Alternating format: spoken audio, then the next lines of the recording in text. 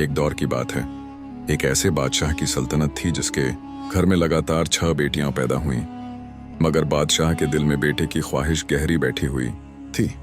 जब मलिका ने फिर से उम्मीद की खबर दी तो बादशाह का दिल सख्त हो गया और वो बिगड़कर बोला कि अगर इस बार भी लड़की हुई तो वो उसे जिंदा नहीं छोड़ेगा। ये सुनकर मलिका के दिल में खौफ बैठ गया और वो रात दिन परेशान रहने लगी। वक्त आया और मलिका के यहाँ एक नाजुक सी बेहद खूबसूरत बच्ची पैदा हुई। दाई ने जैसे ही उसका चेहरा देखा उसके हाथ कांप गए। बच्ची ने आंख खोलते ही हल्की मुस्कान बिखेरी और उसके होठों से नाजुक महक वाले फूल झरने लगे। ये मंजर देखकर दाई के कदम रुक गए और वो इस मासूम को नुकसान न पहुंचा सकी। दाई ने सारा हाल मलिका को बताया। मलिका ने हैरानी और खुशी से उसे सोना चांदी दिया और इल्तिजा की कि बादशाह से कह दे कि बच्ची पैदा होते ही चल बसी ताकि वो उसे छुप कर पाल सके। यूं ये नन्ही शहजादी खामोशी से पलने लगी। जब वो चलना सीखने लगी तो उसके कदमों के साथ सोने चांदी की ईंटें नुमायां होती, जिन्हें मलिका संभाल कर रख लेती। कुछ साल गुजरे, मुल्क में कहत पड़ा और खजाना खाली हो गया। बादशाह फिक्र में डूबा बैठा था कि अब सल्तनत कैसे चलेगी। इस वक्त मलिका ने अपने छुपे खजाने में से कुछ ईंटें लाकर बादशाह के सामने रख दी। बादशाह दंग रह गया और सारा माजरा पूछा। मलिका ने पहले अपनी जान की अमान ली और फिर अपनी 7वीं बेटी को सामने ला खड़ा किया। उसके होठों से फूल और कदमों से सना चांदी की चमक देखकर बादशाह का सख्त दिल पिघल गया, मगर इस बात ने उसकी बड़ी बहनों के दिलों में हसद की आग जला दी। बादशाह ने झगड़े से बचने के लिए छोटी शहजादी के लिए अलग शानदार महल बनवा दिया। एक दिन बादशाह सफर पर जाने लगा। उसने हर बेटी से पूछा कि वापसी पर किसके लिए क्या तोहफा लाए। छोटी शहजादी उस वक्त इबादत में मशगूल थी। उसने कनीज से कहा कि बादशाह से बोल देना सब्र। कनीज समझी शायद सब्र कोई खास चीज है। बादशाह लौटा तो सबके लिए तोहफे लाया और छोटी शहजादी के लिए एक डिब्बा भी।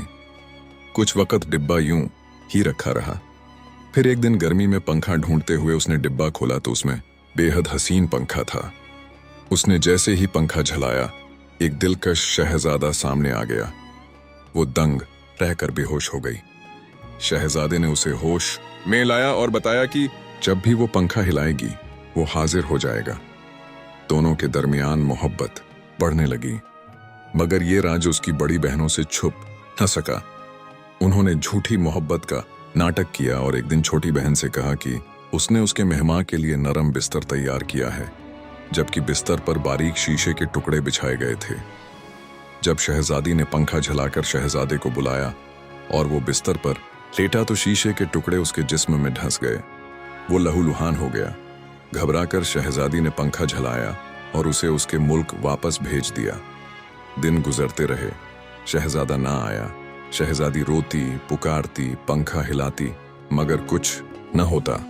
आखिर उसने फैसला किया कि वो खुद उसके मुल्क जाएगी। लड़कों के कपड़े पहने और सफर पर निकल पड़ी। जंगलों में भटकते हुए एक दिन उसने तोते और मैना की बातचीत सुनी। मैना कह रही थी कि शहजादे के जख्मों का इलाज एक दियो हाइकल जंगली कबूतर की यखनी में है, जिसकी आंखें नीली होती हैं और कद इंसान जितना।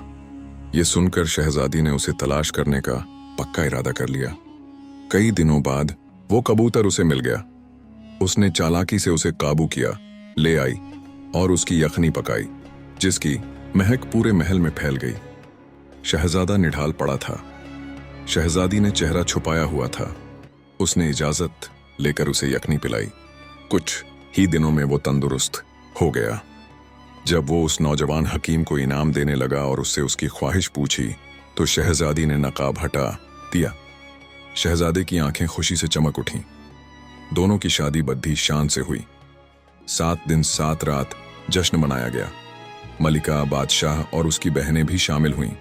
बड़ी बहनों ने शर्मिंदगी के साथ माफी मांगी और शहजादी ने उन्हें दिल से माफ कर दिया। यूं दोनों हमेशा खुश रहे।